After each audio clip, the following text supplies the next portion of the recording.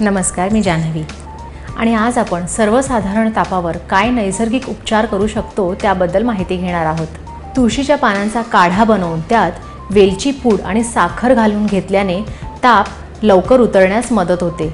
आपण तुळस टाकून बनवलेला चहा सुद्धा दिवसातून 2 वेळा घेतल्याने ताप लवकर उतरतो। पुदिना आणि आल्याचा काढा कुठल्याही प्रकारच्या तापावर खूपच उपयुक्त ठरतो। आपण त्यात मेथी आणि मध घालूनही घेऊ शकतो। आपण आल्याचा चहाही घेऊ शकतो। याने तापाबरोबर कफ सुद्धा निघून जाईल। जर थंडी वाजून ताप येत असेल तर अर्धा चमचा ओवा खाल्ल्याने थंडीचा जोर कमी होतो आणि घाम येऊन ताप उतरतो। जर सर्दी, ताप, थंडी वाजत असेल आणि अंगही दुखत असेल तर 1 इंच दालचिनीचा तुकडा, एक छोटासा सुंठीचा तुकडा, 4-5 लवंगा आणि गवती चहा हे एकत्र पाण्यात उकळून दिवसातून 2 वेळा घेतल्याने ताप कमी होतो। तापात दर 3 तासाने कांद्याचा रस घेतल्याने अगदी जुनाट ताप देखील उतरण्यास मदत होते। तापात बेलफळाचं चूर्ण खूपच उपयुक्त ठरतं। पाव चमचा बेलफळाचं चूर्ण 1 कप पाण्यात घालून घ्यावं। हे ताप उतरेपर्यंत सतत आपण घेत राहिलं पाहिजे। याने हमखास ताप उतरतो। आपण बेलफळाची कँडी सुद्धा घेऊ शकतो।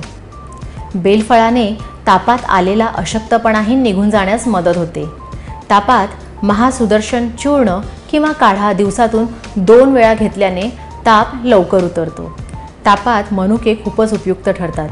20-25 मनुके पाण्यात भिजत घालावेत आणि मग ते चांगले कुस्करून त्यात अर्धा चमचा लिंबाचा रस घालून दिवसातून 2 वेळा घेतल्याने तापात फायदा होतो।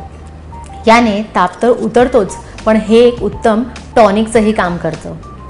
अशा वेळी शरीराला जास्तीत जास्त पाण्याची गरज भासते, म्हणून नियमित पाणी पीत राहावं किंवा द्रव फॉर्ममधील किंवा लिक्विड फॉर्ममधील पदार्थ आपण घेत राहिलं पाहिजे।